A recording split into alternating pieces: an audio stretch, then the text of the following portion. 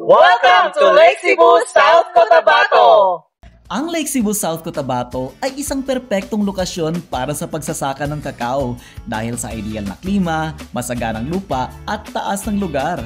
Ang tropikal na klima ng rehiyon na may maraming pag-ulan at katamtamang temperatura ay nagtatakda ng perpektong kondisyon para sa paglago ng mga puno ng kakao. Ang Lake Cebu ay matatagpuan sa taas na 3,000 feet above sea level. Ang Cebu Cacao Farms ay nakikinabang mula sa isang natatanging microclimate na nagpapabuti sa pantay na paghinog at masarap na lasa ng kakao. Ang dedikasyon ng Cebu Cacao Farms sa mga sustainable practices ay nagsisiguro ng eco-friendly na produksyon habang ang kasanayan ng lokal na komunidad ay higit pang nagpapataas ng kalidad ng ani. Sa patuloy na pagtaas ng demand para sa premium quality na kakao, ang kombinasyon ng natural advantages at bihasang pagsasaka ng Cebu Cacao Farms ay nagtatangi sa rehiyon bilang isa sa mga pangunahing lugar para sa pagtatanim ng kakao. Magandang umaga mga ka-agri-tales! Isang bagong lugar at kwento ang ating tutuklasin ngayong araw kaya siguradong magiging exciting ito. Isang serye na naman na puno ng kaalaman, masayang kwentuhan at syempre, masarap na tikiman ang naghihintay sa atin ngayon. Nandito tayo sa Lake Cebu, South Cotabato, isang lugar na may kwentong dapat mong marinig at maranasan. Isang kwentong agri-tales kung saan ang kultura, kalikasan at mga produkto ay nagsasalaysay ng kanilang sariling kwento. Kaya, kumusta naman Angel and Paul? Okay lang. Okay naman ba? Napatali, super excited na talaga ako kasi first time kong magawi dito sa Cebu Farm sa Lake Cebu.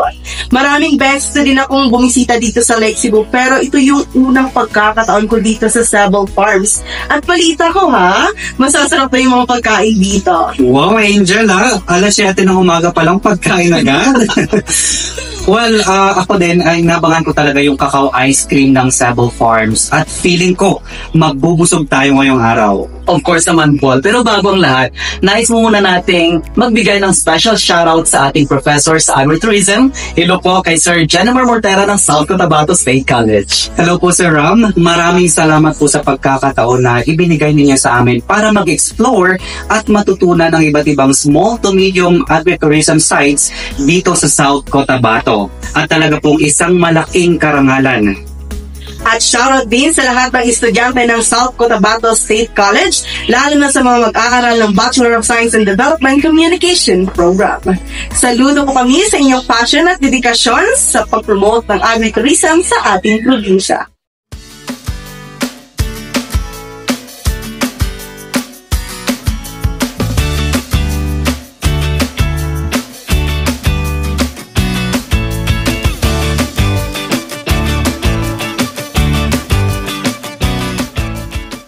The legacy of Cebu Cacao Farms is deeply rooted in sustainable farming practices, honoring the land and local traditions of the caretakers of these lands, the Tiboli people, while ensuring top-notch product quality.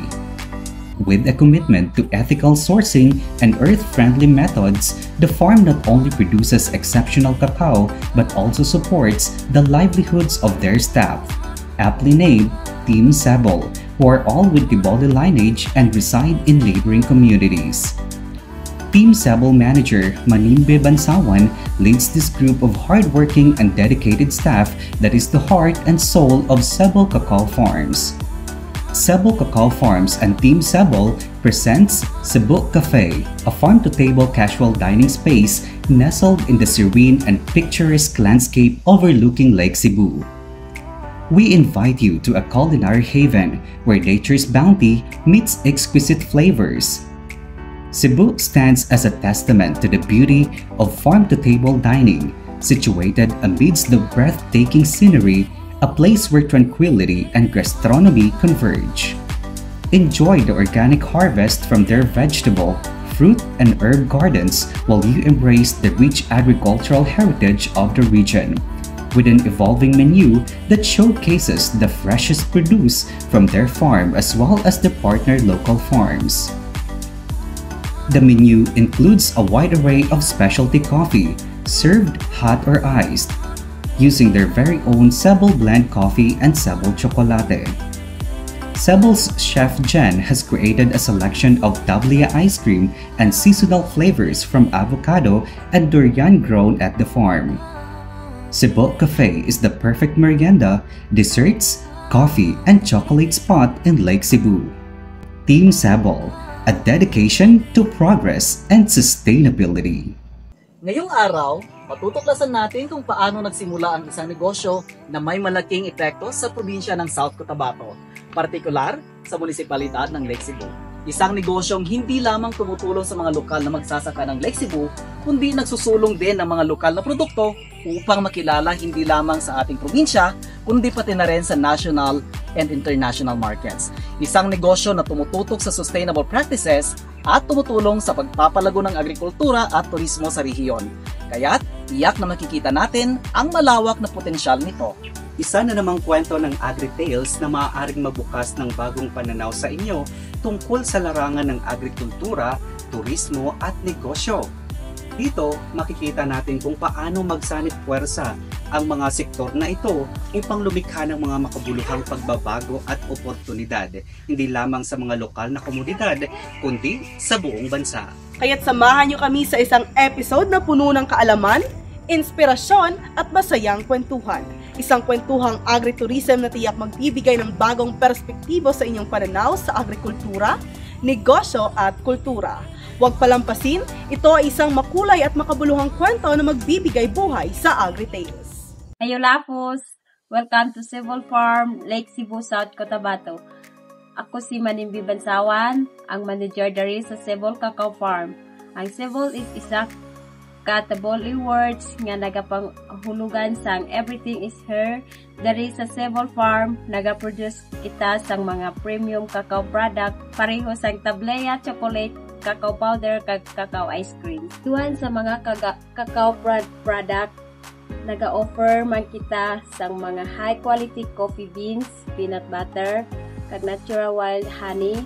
Ang Cebul Farm nagatanyag sang mga produkto nga puno sang kalipay kag dedikasyon para mas makilala ang aton lugar kag makabulig man sa aton nga mga local farmers kag makahatag sang employment opportunities sa mga pumuluyo sang Lake Cebu. Ang mga produkto naton diri sa Cebul Farms hindi lang para sa lokal nga merkado, kundi ginatinguhaan man naton nga maka-export kita kag makaabot sa USA kag Australia ang aton mga produkto. Pinaagi sa initiative sang Cebul Farm, makabulig kita sa mga lokal nga mangunguma diri sa Lake Cebu.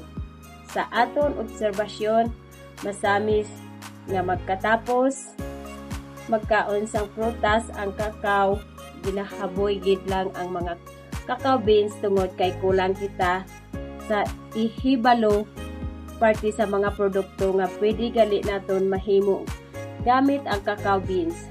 Subong natudloan na naton ang mga local farmers kung paano ini hindi masayang. Pwede pa ini makapuslan pinaagi nga paghimo sang tableya, cacao powder, kag chocolate dugang pa nga produce man kita sang cacao ice cream gamit ang aton mga sarili nga cacao products. Ang Cebul Farm bukas para sa tanan, hindi lang dari sa Lake Cebu kundi pati man sa mga kaingod naton nga mga banwa sa probinsya sang South Cotabato kag bukas man kita sa national kag international market. Ang Cebul Farm nagsugod sang November 2016 sa pagdumala ni Sir William C. May kalaparon nga 3.5 hectares ang Cebul Farm kag may 3,500 ka puno sang kakao nga nagatanom diri sa sang una cacao trees lang ang makit-an diri.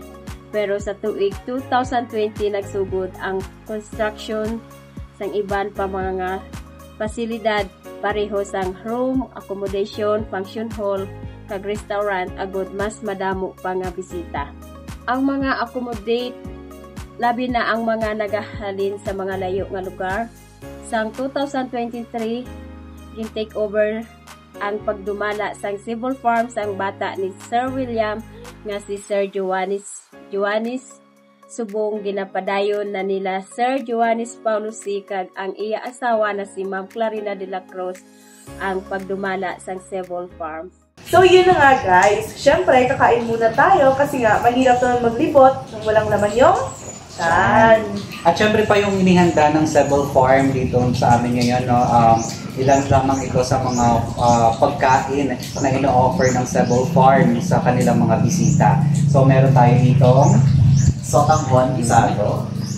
Meron din tayong Kaya Pizza, isa sa mga specialties nila. At syempre yung mga ingredients, no, na ginamit sa pizza nila is yung mga herbs na ginamit is mula lang dito sa locally produced lang sa kanilang farm.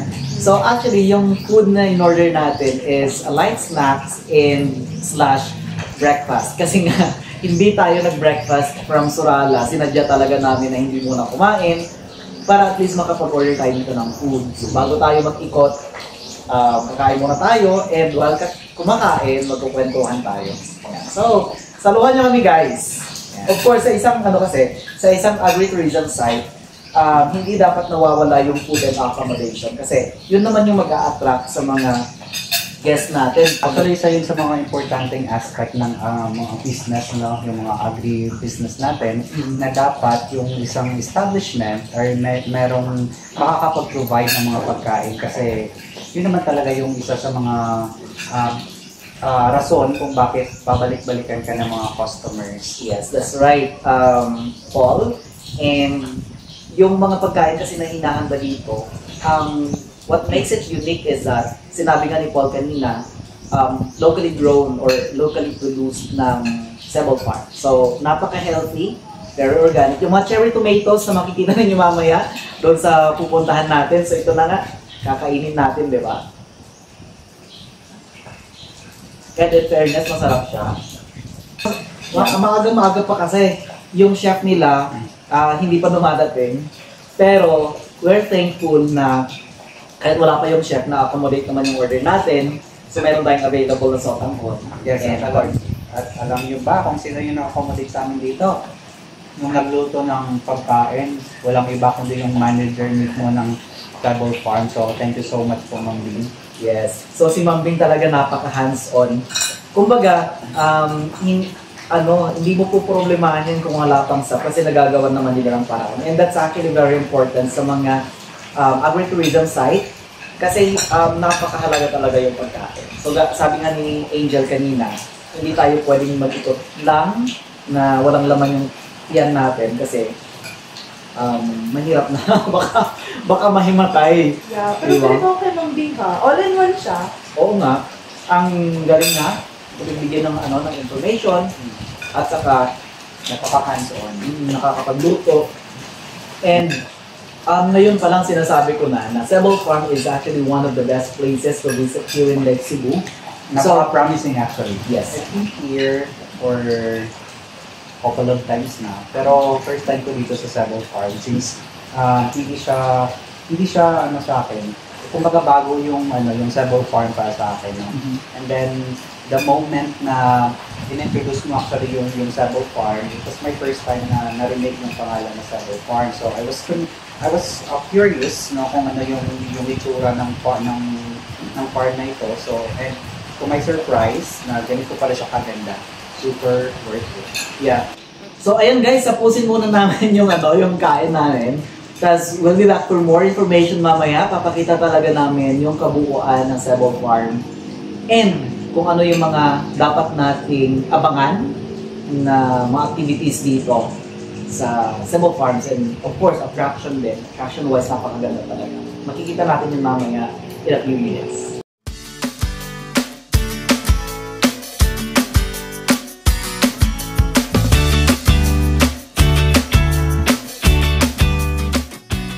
Nandito tayo ngayon sa cacao farm ng Cebol Farms kung saan aktual nating nakikita ang mga cacao trees.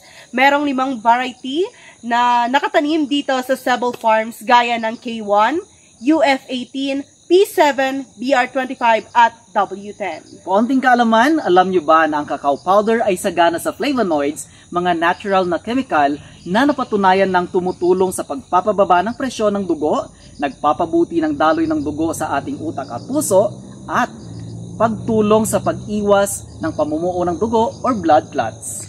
Ang mga antioxidants na matatagpuan sa kakao at kokwa ay maaari ring makaapekto sa kung paano tumutugon ang ating katawan sa insulin na posibleng magpababa ng tsansang magkaroon ng diabetes. Isang simpleng paraan para mapabuti ang kalusugan.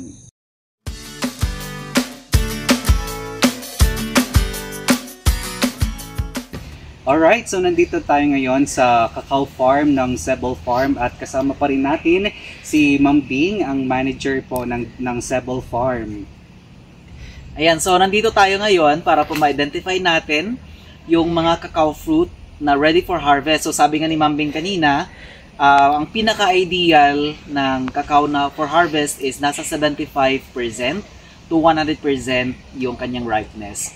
Pero hindi lang yun yung titingnan natin ngayon dito kasi makikita din natin kung yung mga fruits ba is ideal for harvest or kung may mga sakit po siya, so hindi po siya sinasali sa sa pag-harvest. So ngayon, yung first na cacao tree na nandito sa atin, so sabi ni ma'am, ito hindi daw po siya ideal for harvesting kasi mayroon siyang food borer. So itong mga ganitong fruit, hindi na po siya in-harvest pero itinatapon na po siya. So we'll explore more for more trees para makita po natin kung ano na yung mga fruits na ready for harvesting. So, ito po yung sinasabi ni ma'am no, na 75% yung ripeness na pwede na pong i-harvest. Am I right, ma'am? Okay. So paano naman po malalaman na ito ay 75% na, ma'am? Mag-yellow na siya sa gitna na, tapos medyo ang color dari ng yung dati niya pagka-color na may pagka pa siya Maroon? Oo. So nagla-lighten po yung color niya. So dito naman na cacao fruit, ito daw po ay 60% na yung ripeness. So malalaman po natin na 60% na daw, sabi ni Ma'am Bing, kasi ito nagsimula na siyang mag-yellowish. Pero ngayon, medyo berde pa yung kulay niya. Pero in a few days, magiging yellowish na po yan. Saka ready na for harvest.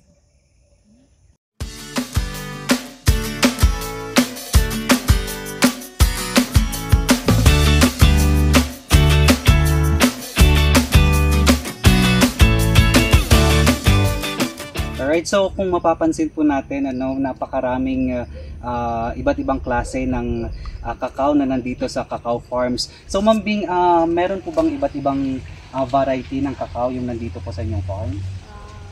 Parang yung variety namin dito, parang 5 ata ka-varieties. So gaya po nito, anong variety po ito, ma'am? EF18. EF18. Ito naman po, kasi parang mas darker itong K1 next, sir. K1. K1. Saan pa po yung iba, ma'am? K1. Ito po, sir, yung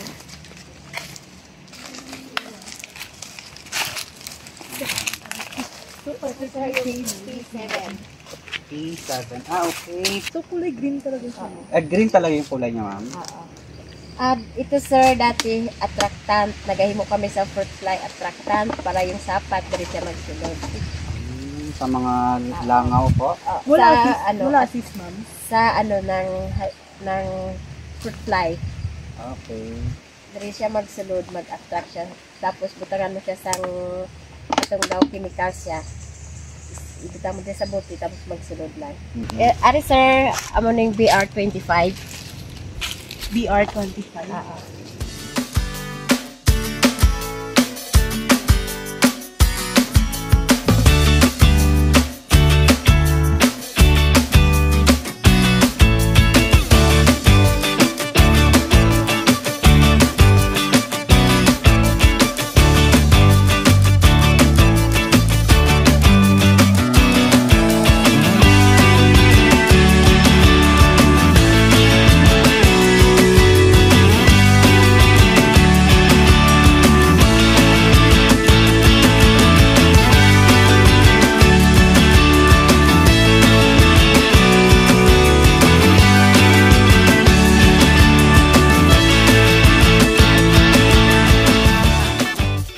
So ayun na nga, so tapos na tayo dito sa cacao farms. Ngayon pupunta naman tayo sa processing. Yung unang pupuntahan po natin is yung fermentation area. So let's Go this way. Ayan, so ngayon kasama po din po natin si Ma'am Bing. Nandito nga tayo sa fermentation area. So ito pong mga boxes o yung mga crates po na nandito ay ginagamit for fermentation. So kung makikita po natin, mayroon pong dalawang patong na crate. Ito po yung red na mayroon siyang mga butas. And then, yung blue naman ay wala po siyang butas. Diyan po, dito po sinasala yung cacao seeds. Tapos yung ano niya po, yung juice ay sinasalo po nitong blue na crate. So titingnan po natin, nandito po yung mga seeds na pina-ferment po natin. Ayan, so from here natatanggal po yung juice at dumidiretso po doon sa ibaba. Mga ilang days po yung fermentation process? 5 to 6 days. 5 to 6 days. So pag ano po, pag nagiging dry na po ba siya after 6 days? Lento pa po, sir. Mag-change, tingnan mo muna, sir, mag-change ang color dito, sir, sa may beans. Na mag-violet siya. Ayan, so medyo violet na po siya. Ilang days na po ito, ma'am? At 3 days 3 pa lang. days, pero violet na din siya, ano? Oh, pero mas magiging darker pa yung pagka-violet pag nasa 5 to 6 days na. Pag mag-brown na dito siya, sir. Okay. Sige. Ganda. Ito ang juice niya, sir. Ginagawa namin ng Suka. Okay. So may mga din pala, so vinegar product yung cacao. Binibenta din po 'yan, ma'am. Yeah. Okay. So mga naman po, sa ganito karami na fermented na seeds, mga ilang bote po ng suka 'yun ang kukuha natin. Mga mga 2 bote. 2 bote. Magkano naman po yung isang bote nun? Yung dati pa yan, sir. So ngayon ginagawa na lang namin pang na lang namin. For consumption. Pero dati binibenta ninyo, mga nasa magkano din yun? Ang bote niya, sir, is 100. 100. Okay, so talagang walang masasayang po sa cacao. So from the seeds, pag pina-ferment, nakakakuha pa ng ibang produkto pa, which is nagiging suka. Sana may mga din mga sinamak, ganyan. So baka in the future pag nakita natin yung market na ganon, ay makakapag-produce pa tayo ng ibang product aside from, of course, having chocolate, tableya, yung kanina nga, di ba, meron tayong cacao ice cream. Yan, so pupunta naman po tayo sa processing. So dito po tayo dadaan. At kung mapapansin po ninyo, may ibang produkto pa din po yung Cebu Farm. So mayroon po tayong cherry tomatoes dito. Mayroon tayong, I think this is pechay. Pechay po ba? Or mustasa? Lettuce. Ito lettuce din? Or pechay. Lettuce. Ito lettuce din. Ayan. Tapos may mga cherry tomatoes. Dito tomatoes dito sa kabilang side. Tapos, ano naman po ito, ma'am? Broccoli. Ito pala yung yung puno ng broccoli, guys. This is my first time to see the actual plant na broccoli. So ayan nga, patunay na broccoli nga siya. Yan. So I think na-harvest na yung broccoli. And then, ito naman, this is celery or? Celery. Oh, ito. Celery naman po. Ang daming herbs. Tapos basil. Rosemary. Rosemary. Ito may rosemary tayo dito. So ayan. I think that's parsley. Ito parsley naman po dito sa kabilang side. Ito ang basil. Yan. Ayun, may sweet basil. Sweet basil yan, ma'am. Dito naman po, ayan. Mayroon pang natira yan. Sweet basil. Ito. And yung sa kabila. Ayan. So, importante yan sa kusina. Nako, pag naparami po natin yung mga products na ganyan, so, pwede po siyang puntahan din ng mga chef kasi ang hirap humanap ng mga herbs. So, dito sa Cebu Farm, available po siya and pinopropagate po siya para mas lalo pang dumami at maging available po sa market. So, let's go na sa processing area po ng cacao.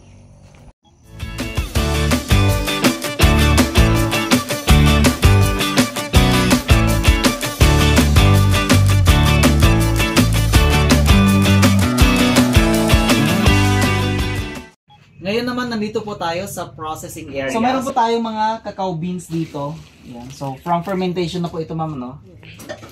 From fermentation ba, binibilad po yung ano? Hindi na. Binibilad pa sir. Binibilad hanggang matuyo. Tapos, ganito na yung texture.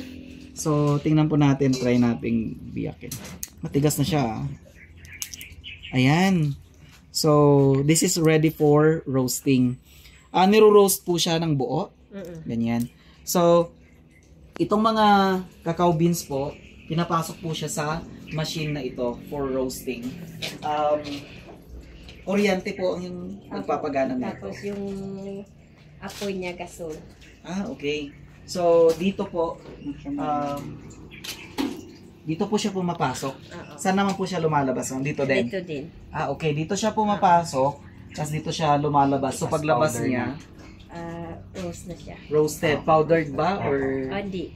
Roast bean beans pa din? Okay.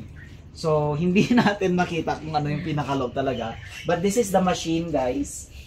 Ayan. So, parang meron siyang panghalo. I don't know how do you call that one. Ito. Parang hinahalo siya doon. And then, mga ilang minutes po siya, ma'am, dito sa roaster natin. 40 minutes to 1 hours. 40 minutes to 1 hour. Paano naman po siya malalaman na roasted na po yung cacao bean? Ginagamitan lang naman sa amon nga pag-taste na try lang naman kung okay na siya or okay na rin na siya yung beans niya, kung masarap na yung kain mo. So tinitikman talaga siya na actual. Okay. May required ba na na temperature? Meron sir, pero din kami sa among niya taste. Okay. So talagang nabubusog po kayo. Nabubusog kayo. Tikim ng tikim. Mga ilang tawag na ito? Ilang crate po ng cacao beans yung normal na niro-roast natin sa isang bagsakan? Ito sir, ang laman niya 20 kilos. 20 kilos. Sa isang lang yan, isang roasting lang yan. Okay. So after naman po ng roasting, saan na po tayo pupunta? Sa may winnower. Okay, so itong machine naman ay tinatawag nilang winnower. So from the roaster, nilalagay po yung cacao bean dito. Dito siya nilalagay. Tapos mababalatan po siya at dito naman siya lalabas. Ayan. Yun nga lang, wala tayong mga sample ngayon. Pero ito po yung machine na ginagamit. May mga controller po para saan, alin po ito, ma'am? Pag-adjust po sir, kasi yung beans hindi parehong laki. May malaki, may maliit na beans. Oo. So for now, wala po tayong pagsusort ng sizes. Basta diretso lang siya dito. Pero wala namang nagiging problema, ma'am. Lahat nababalatan naman po ng maayos. Okay. So after naman po nitong winnower, saan naman po tayo pupunta? Doon sa grinder niya sir. Sa grinder. Ayan, so As coffee na. yes, magiging powder. Cacao powder na po siya. Punta po tayo sa grinding station. Ayan, so pagpasok pa lang, iba na talaga yung aroma. Parang amoy chocolate na cocoa. Parang ganda. Ang sarap amoyin. So, dito tayo sa grinding. Grinding naman sir. Halin na dito sir, kaya nasa winnow. Okay. So, hindi... Mag-amo na siya So, pakita mo. Ina-expect ko kanina yung nabalatan na buo. So, ganito pala yung cacao bean. Cacao beans. Yan. Ang ganda. So, from cacao bean, ipinapasok naman po siya sa machine na ito para po mag-ground. Yan, para maging pinong-pino. So, dito po, may mga sample dito ng Kape na siya sir. So, parang ganito. Kape na siya sir. Ay, kape. Ito daw kape. Ginagamit din pala to sa coffee. So, paano po, ma'am? Pero dito ma'am nakalagay merong coarse, merong fine. May iba't Hindi ibang... po sir, isahan lang na siya sir. Okay. So pag nag-grind po kayo dito ng cacao bean sa coffee bean, paano niyo po siya nililinis para hindi maghalo yung May nabuksan namin sir. Binubuksan ito. Sige. Nabuksan. So, Tatanggalan. natatanggal yung blade. Gasan Okay. lang siya. Okay. Ayan, so kasi talagang para sa akin importante yung paglilinis para hindi maapektuhan yung lasa at saka yung aroma nung ginagrind natin dito sa ating machine. And then, after grinding po ng mga beans po natin, may cacao or coffee bean, ano na po yung next na proseso? Packing na po ba yun? Or... Pag i-grind mo, sir, for cacao, ano mo siya, ilagay ko sa hulmahan, sir. Paano ka gagawin ko, Leia? Kasi mag-melt ko siya, sir. Okay. So, saan po yun, Mami? Dito po, sir. Molder natin. Molder. So, molder ko siya, sir. Tapos, ilagay lang sa chiller. Pagka, after 40 minutes, kunin mo na siya. Okay. So, from grinding, nilalagay siya sa molder. Ayan o, mayroon siyang iba't ibang shape. May hexagon, may heart, may shell. Saka, ewan ko anong tawag doon sa iba.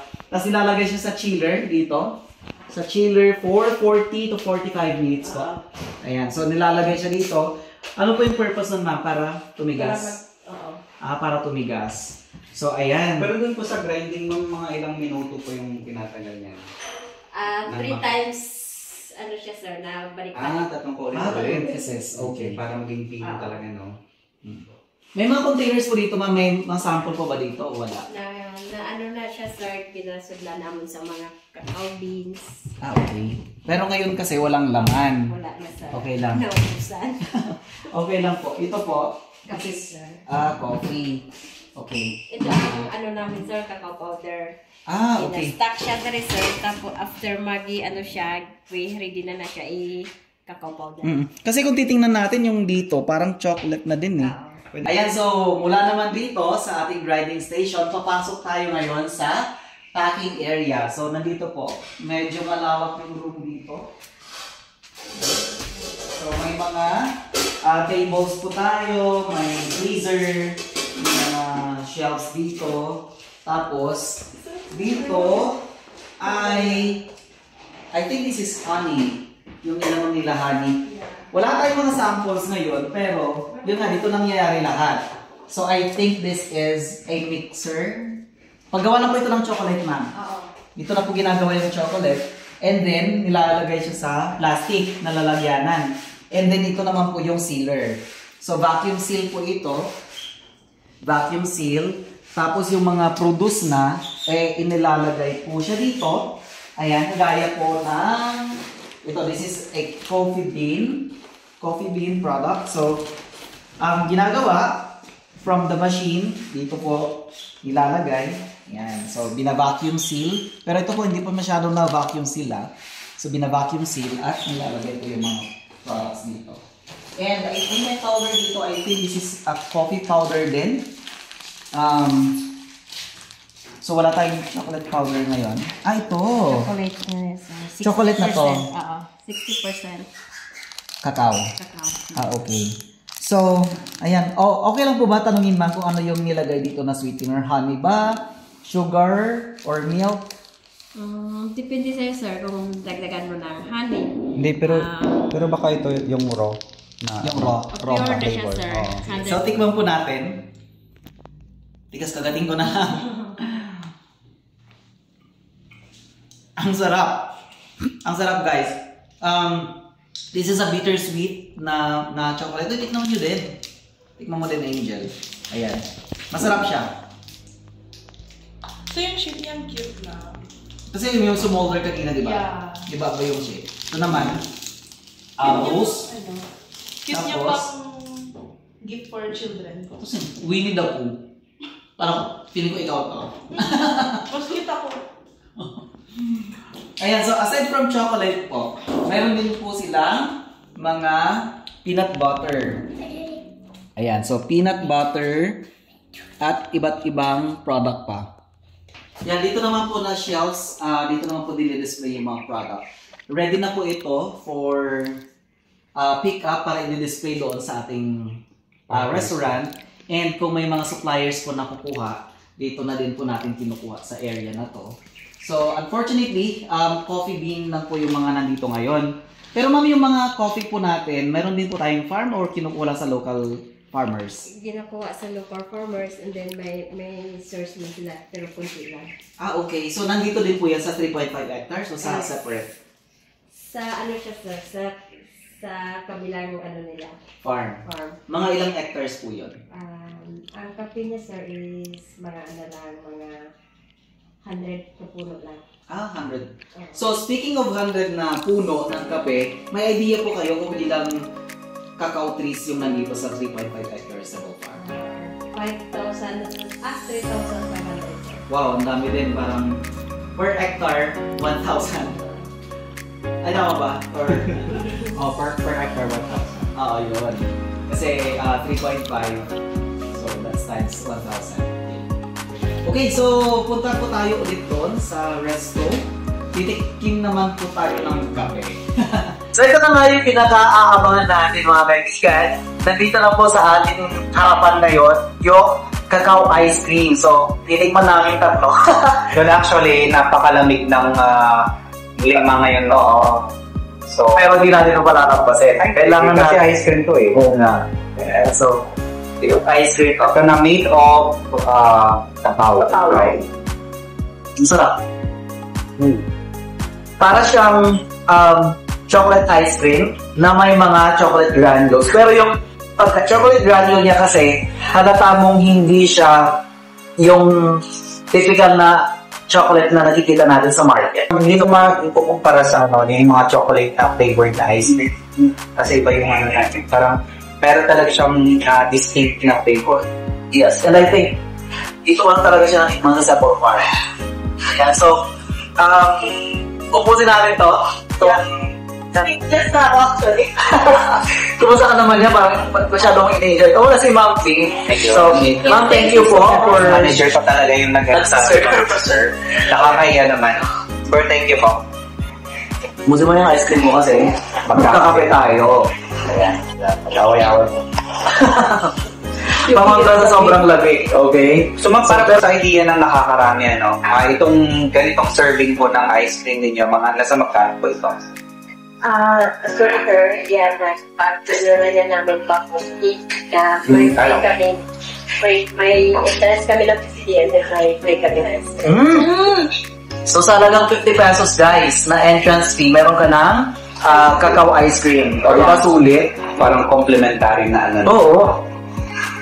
Hindi ka talaga manginginan na magbayad ng 50 pesos na entrance fee. Saka murang-mura na yun, no ba? How about itong ano naman po? Itong coffee? Depende sir sa may mag-order. Ang ice cream namin sir, may serve na 100 kung mag-order. Tapos din yung hot choco, depende po may mag-order. And then, ari sir, para sa walk-in sir, anong gusto nila, mag-ice cream ba or mag-hot choco? Okay, so may choices din naman pala. Multiple choice ito. A, B, or C. Ayan, so tikman naman natin yung kape. Ito na nga, pa-kontra sa lamig. Okay? In fairness, ang sarap din. May asukal sir, baka gusto nyo pa Hindi, okay na po sa akin yung may kansas. Bawal yung magdasas. Parang naaamoy ko yung aroma doon kanina sa grind tea. Ay, kaamoy talaga ng original to. Oo. Sarap. Tsaka talaga siya, parang hindi ko siya makakompare dun sa mga cocoa na nabibili sa market na kasi iba-iba yung niya. Wow, ang lakas ng hangin. Ang satis ko na. Oo. Actually, we choose Several Farms because I really love their pizza.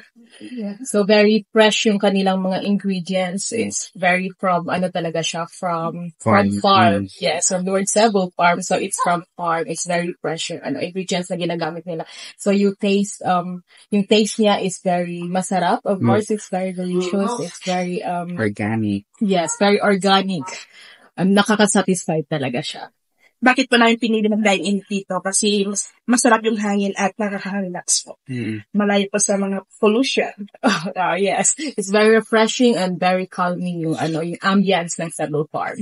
To our viewers, we would like to invite you to visit Several Farm and you have to experience the calmness, the fresh air, the food. Yes, the food na mai-experience nyo lang dito po sa Several Farm, Lake Cebu. So, come and join us here in Lake Cebu Sabal Farm.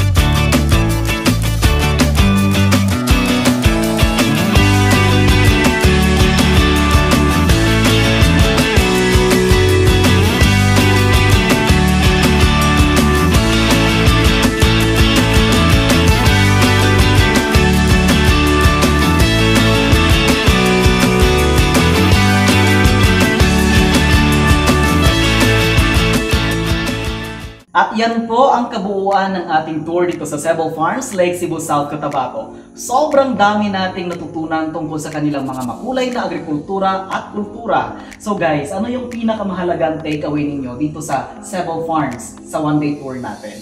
Well, Dennis, isa sa mga pinakamahalaga kong natutunan sa ating tour ngayon ay kung paano nila ginagamit ang kakao para makagawa ng iba't ibang produkto. So, akala ko dati simpleng prutas lang ang kakao. Pero ngayon ko lang na-realize na marami palang pwedeng gawing produkto mula dito. So, halimbawa na lang yung kanilang chocolate, cacao powder, tableya, at pati na rin yung kanilang masarap na cacao ice cream. Ayun, ang dami palang pwedeng itulong ng kakao sa industriya at sa mga local na community. Agree ako dyan, Paul. So, buong akala ko, simpleng prutas lang talaga yung kakao na kakainin mo tapos tatapon mo na yung buto. Pero, ngayon ko lang nalaman at na-realize din na ganito pala kalalim ang proseso ng produktong pwedeng magmula rito. Talagang puno ng potensyal ang kakao at hindi lamang siya simpleng pagkain. Ako naman, isa sa mga natutunan ko ay yung mga iba't ibang variety ng kakao. Dito lang natin nalaman na mayroon palang 5 variety ng kakao. Yun yung mga K1, BR25, UF18, P7, at saka W10 na may kanya-kanyang lasa at gamit sa paggawa ng mga produkto. At hindi lang yun. Nalaman din natin na may mga health benefits pala yung kakao. Tulad ng mga antioxidants na tumutulong sa pagpapababa ng blood pressure, pagpapabuti ng daloy ng dugo papunta sa ating utak at puso. At nakakatulong din sa pag-iwas ng mga blood clots at diabetes. Ang dami pa lang na itutulong ng kakao hindi lang sa pagkain, pati na rin sa ating kalusugan. Ako naman, ngayon ko lang nalaman na may panibagong dahilan para pumunta tayo sa Lake Cebu. Akala ko kasi dati ang tanging attraction lang dito ay ang tilapia at syempre yung magandang attraction, di ba? Pero hindi pala. Ngayon may bagong destinasyon at produkto tayo na pwedeng tuklasin at iyon ay ang mga cacao products. Hindi ko akalain na ganito pala karami ang pwedeng gawin mula sa kakao. Pero sa lahat ng natikman ko, ang pinaka nagustuhan ko talaga ay yung cacao ice cream. Diba? Na sobrang sarap, malasa at fresh pa. Talaga namang worth it na bisitahin ang Lake Cebu, hindi lang para sa mga tanawin, kundi pati na rin ang mga kakaibang produkto nila natin. Tama ka dyan, Dennis. Isang bagong dahilan nga para bisitahin ang Lake Cebu. Kung merong buko halo-halo sa pareha sa Coronadal, hito sa Fortune Field at Blue Haven Resort ng Banga, at syempre ang mga pineapple products ng Surala through Dole Philippines, ngayon naman ang cacao ice cream ng Lake Cebu, exclusively available dito sa Cebu Farms. Talaga namang kakaibang karanasan at hindi lang ang tanawin at kultura ng Lake Cebu ang may hatid na saya, kundi pati na rin ang mga lokal na produkto na tiyak magpapalasa sa ating mga panlasa. At syempre, wag din natin kalimutan na dito sa Cebu Farms, hindi lang kakao at mga produkto ang hatid nila. Mayroon din silang restaurant na perfect para sa mga family meals or casual dining, comfortable rooms accommodations, at isang malaking function hall na pwedeng-pwede sa iba't ibang events mula sa live-in seminars, birthday parties, wedding celebrations, hanggang sa mga retreats. Talaga namang all-in-one destination ng Cebu Farms para sa mga naghahanap ng magandang lugar para mag-relax o magdaos ng espesyal na okasyon. Ay, perfect na perfect ang Cebu Farms para sa retreats at team building.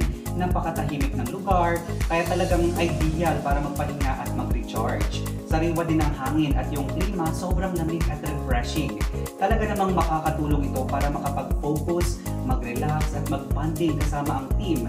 Hindi lang basta getaway, kundi isang pagkakataon para mag-connecta sa kalikasan at mag-rejuvenate. Talaga namang makakapag-unwind ka dito sa Cebu Farms kasi it's a perfect escape from the hustle and bustle of the cities. Napaka-relaxing ng lugar, malamig ang klima, at kung i-compare mo ito, parang Tagaytay na din. Kasi may average temperature ito na 18 degrees Celsius. Kaya, kung gusto mong makapagpahinga at mag-recharge, dito mo talaga matatagpuan ang peace and quiet na hinahanap mo. I agree. It's a perfect getaway far from the busy and noisy city life, but without sacrificing our ability to stay connected with family and colleagues from anywhere in the world. Dahil dito sa Cebu Farms, may free Wi-Fi pa powered by Starlink. Kaya kahit malayo ka sa urban hustle, tuloy-tuloy pa rin ang communication. You can unwind and still stay connected with the world when you need to. Exactly! So habang nag-e-enjoy ka sa mga scenic spots at mga produkto dito, you can snap all the photos you want and upload them to your social media accounts agad-agad. Hindi mo lang kailangan mag-worry about signals dahil with Starlink, laging connected. Kaya you can share your experience in real time. Absolutely! In that way, makikita ng iba ang ganda ng Cebu Farms at Lake Cebu as a whole. Pag nakita nila kung gaano ka-peaceful, ka-fresh at ka-beautiful ang lugar, malay mo, ma-inspire sila at ma-encourage na bisitahin din ang place na ito. It's a great way to spread the word and let more people experience the charm of Lake Cebu. So guys, what do you think about Cebu Farms? Please leave a comment in the comment section. So ano pang hinihintay nyo? Halina't bisitahin ang Cebu Farms dito sa Lake Cebu. Nasa 23 to 25 kilometers lang ito mula sa Surala, South Cotabato. O mga 37 to 40 minutes na drive lang. That's right, Angel. Pwede kayong sumakay ng public utility vehicle mula sa Surala Integrated Terminal o kaya naman maghabal-habal kung gusto nyo ng mas adventurous na biyahe. Kung kayo ay may sasakyan, mas maganda kasi very accessible ang lugar at sementado ang lahat ng kalsadang madadaanan. So talaga namang madali ang marating ang Cebu Farms, kaya perfect na destination for a quick getaway. Nais po naming iparating ang aming taus-pusong pasasalamat sa mga may-ari ng Cebu Farms sa kanilang mainit na pagtanggap sa amin. Isang malaking pasasalamat kay Sir Joannes Paldo C. at Ma'am Clarina de la Cruz C. sa pagbibigay po ng pagkakataon na maranasan ang ganda at saya ng lugar na ito. Maraming salamat po.